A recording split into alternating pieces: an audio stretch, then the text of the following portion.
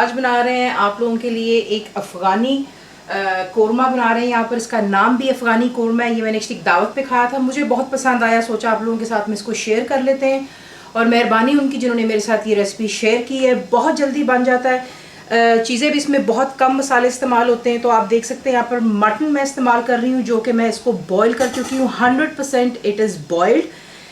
और आपने इसको जो है खुले पानी में बॉईल करना है, थोड़ा सा नमक के साथ में। उसमें ये है कि थोड़ा सा गोश्त के अंदर में नमक का जायका आ जाता है, और उसकी बाकी की यखनी बेशक आप डिस्कार्ड कर लें या रख लें, वो काम आ जाती है जब आप कोई सादे चावल बना रहे हो। लेकिन थोड़ी सी यखनी मैंने यहाँ पर रखी हुई, जो कि मैं सालन में इस्तेमाल करूँगी, पानी नहीं डालूंगी।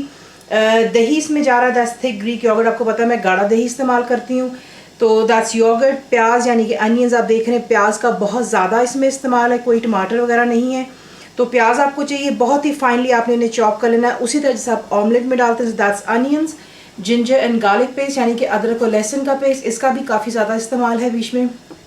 सॉल्ट यानी कि नमक, पिसी हुई लाल मिर्च, दैट्स रेड चिली पाउडर, गरम मसाला पाउडर है, लेमन जूस बीच में जाएगा, केवड़ा वाटर जो है इसकी कोरमे की खुशबू देने के लिए है, साबुत लाल मिर्चें बीच में जाएंगी, that's whole red chillies. Button इस्तेमाल कर लें अगर आपके पास ये नहीं है, या वाइस वर्सा।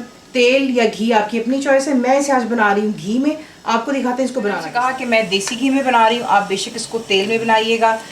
घी हो चुका है यहाँ पे गरम, इसमें आप डालेंगे आपके finally chop onion. Flame high पे रखें और आपने इसे जो है लाइट गोल्डन कलर यानी कि सुनहरा रंग इसका ज़रा थोड़ा सा हो जाने देख लें, इतना आपने इसको सुनहरा करना है। उसके बाद यहाँ पे लाकर के आप ऐड करेंगे जिंजर एंड गार्लिक पेस्ट यानी कि अदरक और लहसुन का पेस्ट जाएगा। फ्लेम फ़िलहाल हाई पर ही आपने रखनी है।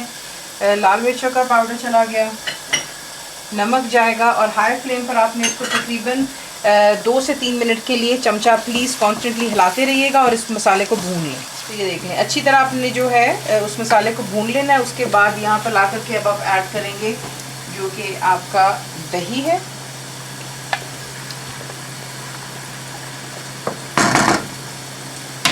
दही चला गया, इसको जल्दी से मिक्स कर लेते हैं ताकि इसमें जो है लम्स ना बने। तो ये दही मिक्सअप हो गया, और साथ ही यहीं पे ला करके अब आप ऐड कर देंगे जो कि आपका मीट है। मीट चला गया, इसमें ऐड करेंगे बिल्कुल थोड़ी सी यखनी। फ्लेम को हाई पर रखें और हाई पर ही आपने जो है यहाँ पर इसकी भुनाई करनी है।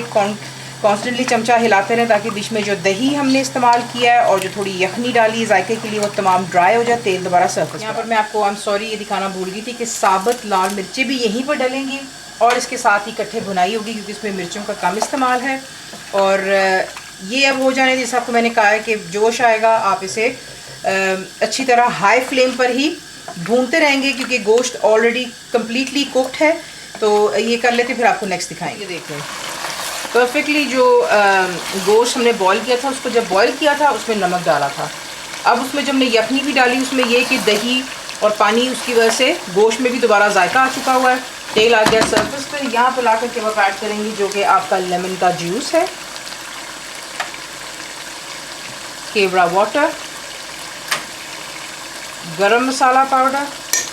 इसे अच्छे से मिक्स कर लें और बिल्कुल लो पर रखकर इसको आप 3 से 4 मिनट दे दें दम पर। दम पर रखने के बाद आप इसको सर्व कर सकते हैं गरम गरम रोटियों के साथ या फिर नान, आपकी अपनी चॉइस है। फुल रेसिपी के लिए आप जाएंगे मेरी वेबसाइट पर which is cookwithfaiza.net पर।